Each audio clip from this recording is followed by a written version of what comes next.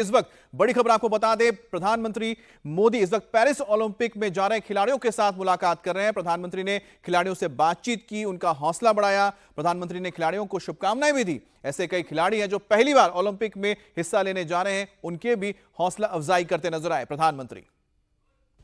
साथियों, मैं आज तो ज्यादा समय नहीं लेता हूं आपका, क्योंकि वो आप जाने के मूड में होंगे और जीतने के मूड में होंगे, और मैं आपका जीत करके वापस आओगे तब स्वागत करने के मूड में हूं।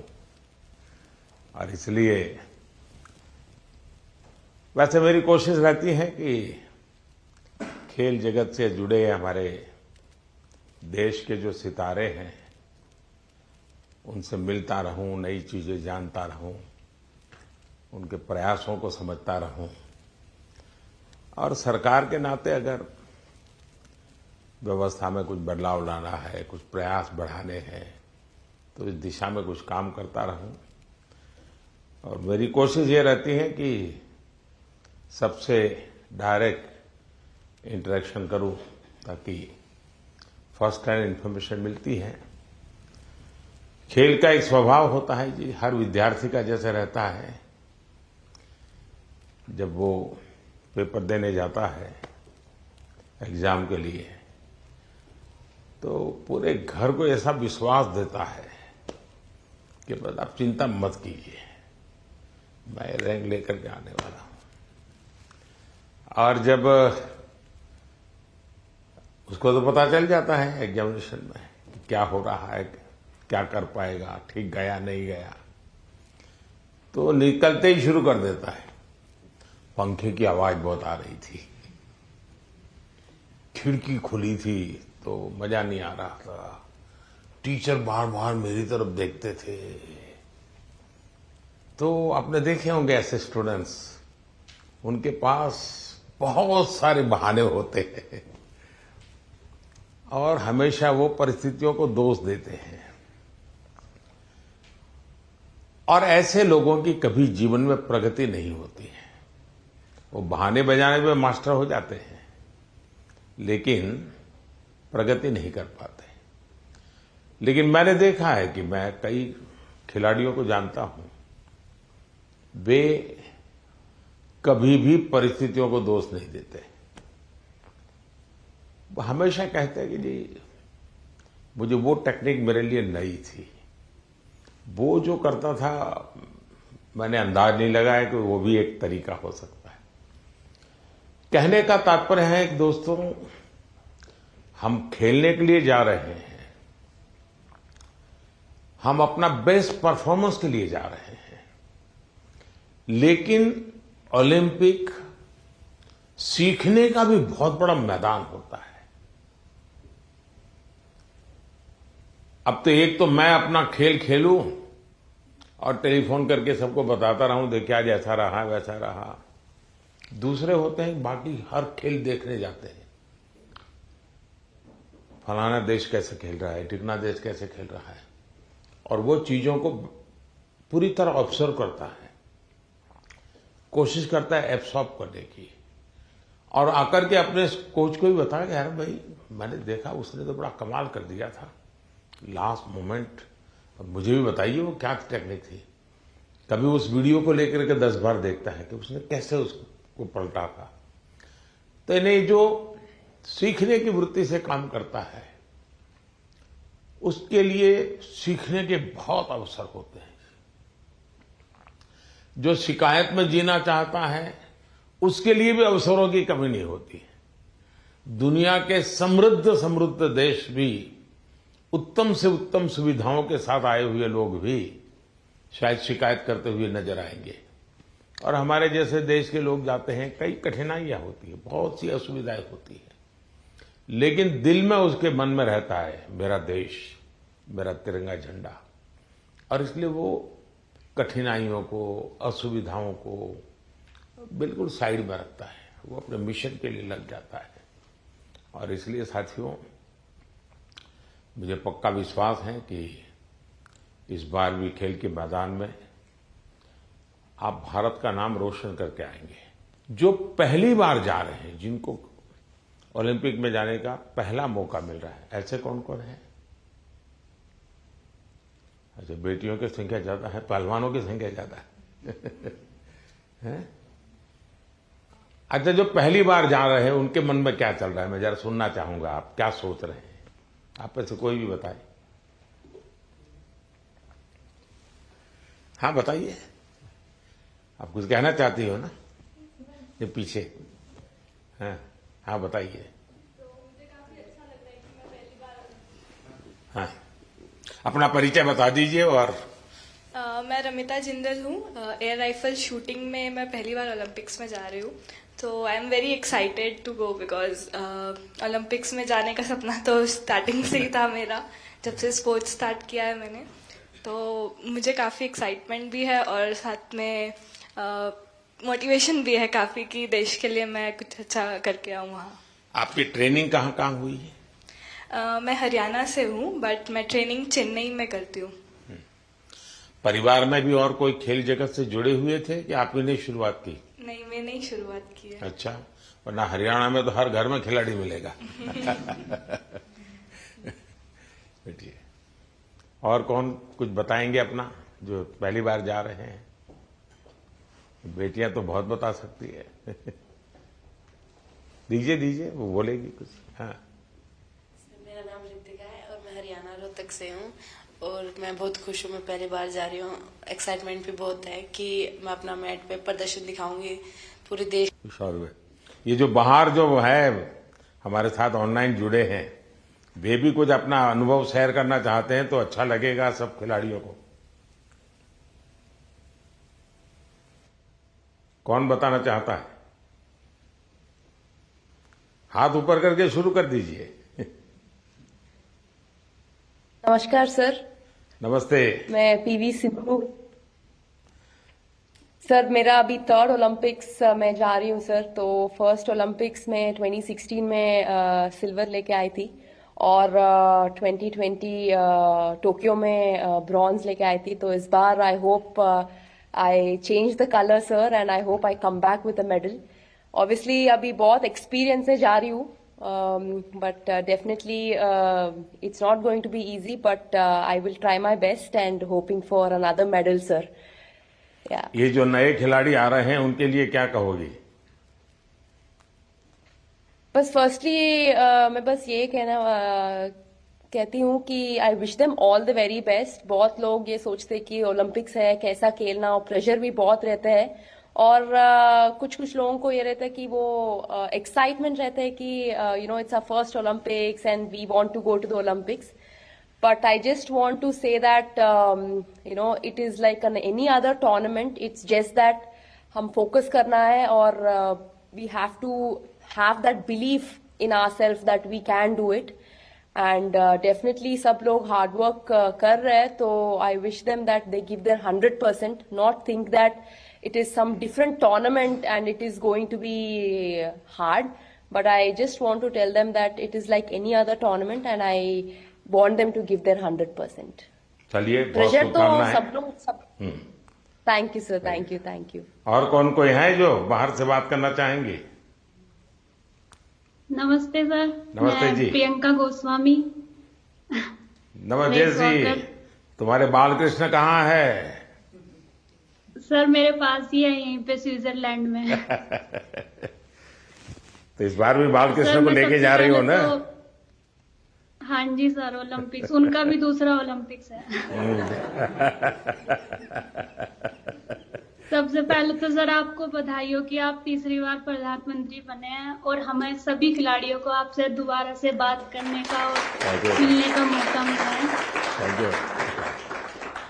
और सर जैसा कि दूसरा ओलंपिक्स है और मैं 3 महीने से ऑस्ट्रेलिया में ट्रेनिंग कर रही थी सरकार की तरफ से और अभी स्विट्जरलैंड में ट्रेनिंग कर रही हूँ टॉप्स की तरफ से। तो काफी सपोर्ट मिल रहा है हमें गवर्नमेंट की तरफ से कि हम दूसरे देश में जाके अपनी प्रैक्टिस कर रहे हैं। तो आई होप कि सभी प्लेयर्स ओलंपिक्स में अपना बेस्ट देंगे और अच्छा रिजल्ट देंगे और ज्यादा से ज्यादा मेडल जीतेंगे। अच्छा, आपकी एक शिकायत रहती थी कि तुम्हारा खेल ऐसा है कोई देखने वाला नहीं होता है। तुम आप प्रैक्टिस कर रही थी तो कोई होता देखने वाला? हाँ सर, विदेशों में तो इस खेल को भी मतलब उतनी ही अहमियत दी जाती है जितनी की और खेलों में दी जाती है। तो अपने देश में थोड़ा सा कम था, लेकिन जब से आप भी उसको इनक्रेज कर रहे हो कि सब देखो, इस हर खिलाड़ी के लिए आप बोलते हैं, तो हमारे देश में भी बहुत लोग अभी खेल को देख रहे हैं और काफी बढ़ावा मिल रहा है खिलाड़ी को। और हमें भी सपोर्ट मिलता है कि कोई देखता है हमारा इवेंट कि हाँ सब बैठ के देख रहे हैं, तो हमें भी और मोटिवेशन आता है कि अच्छा करना है। चलिए, बहुत बहुत बधाई आपको। और कौन है वहां से, कोई बात करना चाहेगा? सर नमस्कार सर। नमस्कार। मैं निखत बोल रही हूँ सर। हाँ। मैं बॉक्सिंग में 50 कैटेगरी में इंडिया को रिप्रेजेंट करने जा रही हूँ ओलंपिक्स में, और ये मेरा पहला ओलंपिक्स है और मैं बहुत एक्साइटेड हूँ। एट द सेम टाइम अपने आप को फोकस रख रही हूँ क्योंकि पूरे देशवासियों का मेरे ऊपर एक्सपेक्टेशंस है, तो मैं उनकी उम्मीदों पे खड़े उतरना चाहती हूँ और अपने देश का नाम रोशन करके वापस लौटना चाहूंगी। बहुत बहुत शुभकामनाएं। नीरज कुछ कह रहे थे? हाँ नमस्ते नीरज। सर। नमस्ते भैया। कैसे हो सर? मैं वैसा ही हूँ। तेरा चूरमा अभी तक आया नहीं। चूरमा लेके आएंगे सर इस बार। पिछली बार वो दिल्ली में चीनी वाला चूरमा था, आपको हरियाणा का वही तो। देसी घी और गुड़ वाला नहीं, खिलाया। मुझे तेरी बाघ के हाथ का चूरमा खाना है। पक्का सर। बताइए। बिल्कुल सर, हम भी अभी बाहर हैं जर्मनी में और ट्रेनिंग बहुत अच्छी चल रही है। इस बार मैं काफी कम कंपटीशन खेल रहा हूं क्योंकि बीच बीच में मुझे एक इंजरी हो रही है, पर अभी काफी बेटर है। अभी कुछ दिन पहले मैं फिनलैंड में कंपटीशन खेल रहा था और वो काफी अच्छा रहा। और 1 महीना है हमारे पास ओलंपिक्स के लिए और ट्रेनिंग बहुत बढ़िया चल रही है। कोशिश कर रहे हैं कि अपने आप को पूरा फिट करके जाएं पेरिस में और 100% दे सर अपनी कंट्री के लिए, क्योंकि 4 साल में आता है।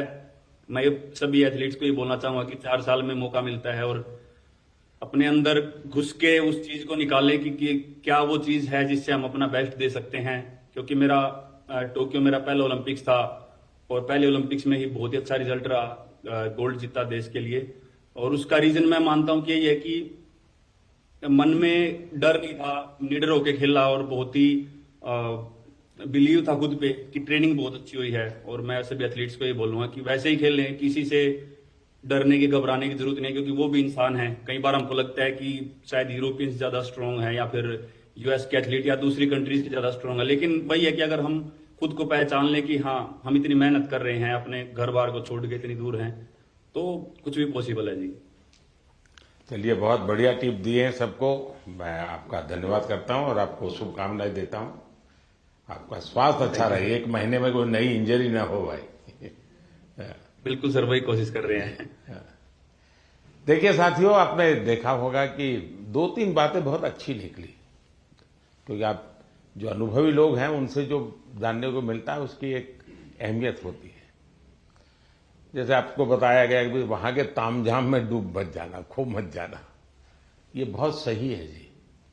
अदरवाइज हमारे लिए वो उसी का प्रभाव इतना होता है कि हम शायद अपनी चीज को फोकस नहीं कर पाते हैं। दूसरा, परमात्मा ने हमें एक कद दिया है, बाकी खिलाड़ी हमसे बड़े कद वाले होते हैं, लेकिन हम पक्का मान के चले यहां कद का खेल नहीं है जी। यहां कौशल्य का खेल है, आपकी टैलेंट का खेल है। सामने वाले का शरीर हमसे 2 फीट ऊंचा है, चौड़ा है, इसकी परवाह मत कीजिए। आपको अपने टैलेंट पे भरोसा होना चाहिए। और फिर सामने कितना ही शरीर मोटा हो, बड़ा तगड़ा हो, दिखने में बड़ा शानदार हो, तो वो जीत ही जाएगा, ये मानने का कारण नहीं होता है। तो हमने कोशिश, अपने पास जो कौशल्य है, अपने पास जो टैलेंट है, उस पर ही हमारा फोकस होना चाहिए और वही हमें परिणाम देता है। आपने देखा होगा कि बहुत सारे लोग, बहुत कुछ आता है उनको, लेकिन एग्जामिनेशन के समय गड़बड़ हो जाती है। उनको लगता है यार याद नहीं आता है, फिर सोचता है, कुछ कोरिलेट करता है, और उसका मूल कारण उसका एग्जाम पर ध्यान कम होता है। उसका मूल कारण होता है कि अगर मैं अच्छा नहीं करूंगा तो घर वाले क्या कहेंगे, अगर मैं मार्क्स कम लाए तो क्या, उसी प्रेशर में रहता है। आप चिंता छोड़ दीजिए दोस्तों, आप खेलिए अच्छा बस। अरे मेडल आते भी हैं, नहीं भी आते, क्या है, ये प्रेशर कभी मत रखिए। हाँ, अपना 100% बेस्ट देना है, ये मिजाज अपना होना चाहिए और उसमें कोई कमी नहीं होनी चाहिए।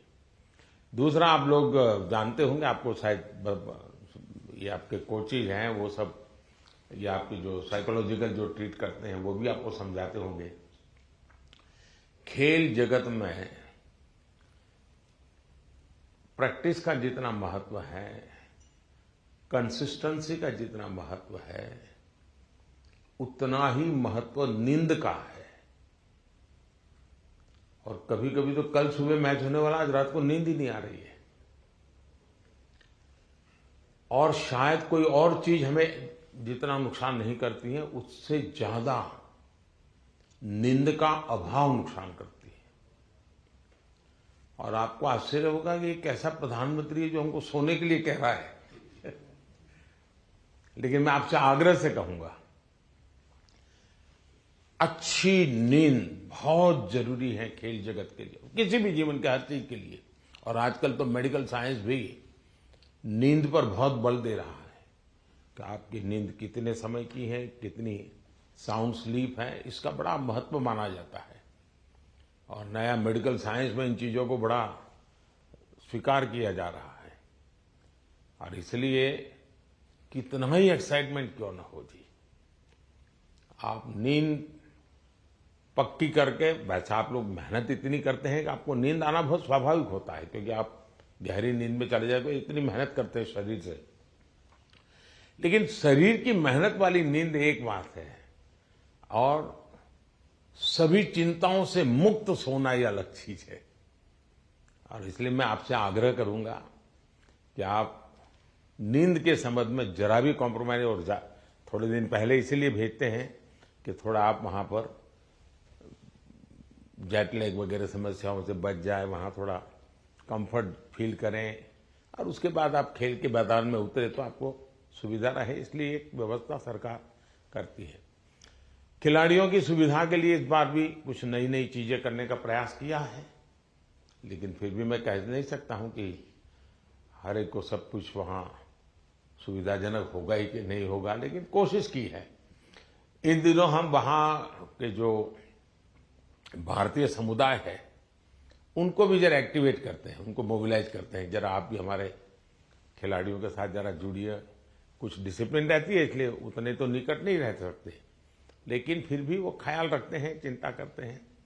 जिसका खेल पूरा हो जाता है उसकी तो भरपूर चिंता करते हैं। लेकिन हम कोशिश करते हैं कि एक प्रकार से आप लोगों के लिए कंफर्ट रहें, असुविधा ना हो, और आप लोग अच्छा परिणाम लेकर के आए।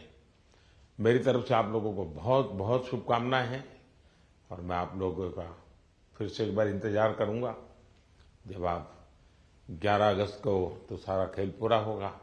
आप में से लोग जल्दी जाएंगे, जल्दी आएंगे, ऐसा तो क्रम रहता है, लेकिन मैं कोशिश करूंगा कि 15 अगस्त को एक बार लाल किले पर जब कार्यक्रम होता है तो आप लोग भी उसमें उपस्थित रहें। प्रधानमंत्री नरेंद्र मोदी को आप सुन रहे थे। पेरिस ओलंपिक में जा रहे खिलाड़ियों से उनके मुलाकात की तस्वीरें, वो बातचीत हमने आपके सामने रखी। किस तरह से प्रधानमंत्री ने तमाम खिलाड़ियों का हौसला बढ़ाया।